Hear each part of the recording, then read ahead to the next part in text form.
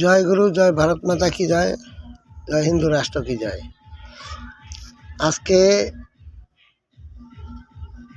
গুরুর কি পাহি কেবলম সত্যম শিবম সুন্দরম, যা বলেছেন আমার গুরুই বলতেছেন, আমি কিছু বলছি না, গুরুই বলাচ্ছেন।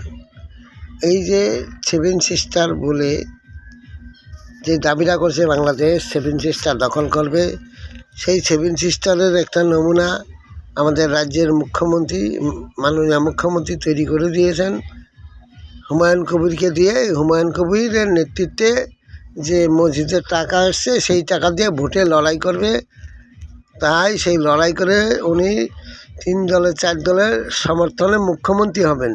না মমতা হবে, না অভিষেক হবে, না শুভেন্দু হবে। তাই 7 সিস্টার মাধ্যমে 7টা রাজ্যে দখল হবে। এরকমভাবে তারা হুমায়ুনের নেতৃত্বে, হুমায়ুন বলেছে বিজেপি আমাকে সাপোর্ট করতে পারে, উনি 7 সিস্টারের মধ্যে আছেন।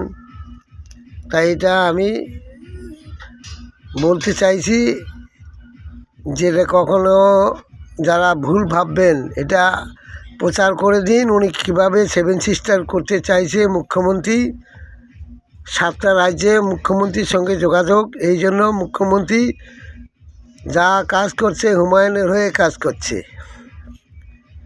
এটা মুখ্যমন্ত্রী নিজের দলের জন্য কাজ করছে না, অভিষেক নিজের দলের জন্য কাজ করছে না, সিপিএমরা নিজের দলের জন্য কাজ করছে না, করছে 7 সিস্টারের জন্য।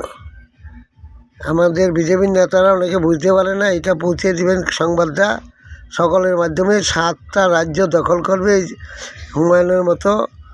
হুমায়ুন তো নিজেই বলেছে আমাকে সবাই সাপোর্ট করতে পারে, আমি সকলের সম্মত নিয়ে মুখ্যমন্ত্রী হবে।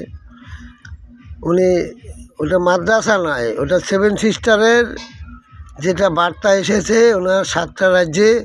সেই 7টা রাজ্যে যে রাজ্যগুলো বলেছে, আপনারা আমার কথাটা মেনে নিয়ে কাজটা করুন।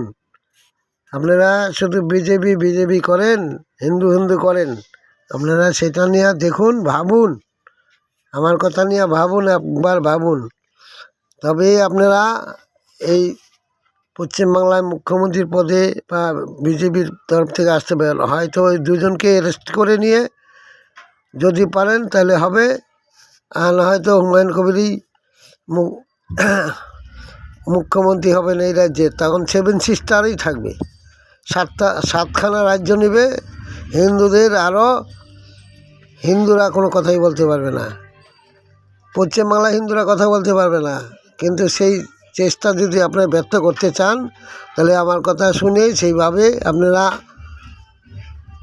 মুখ্যমন্ত্রী এবং 2 জনকেই, ভাইপোকেও আপনার ব্যবস্থা করেন। জয় শ্রীরাম, বন্দে মাতরম, ভারত মাতা কি জয়।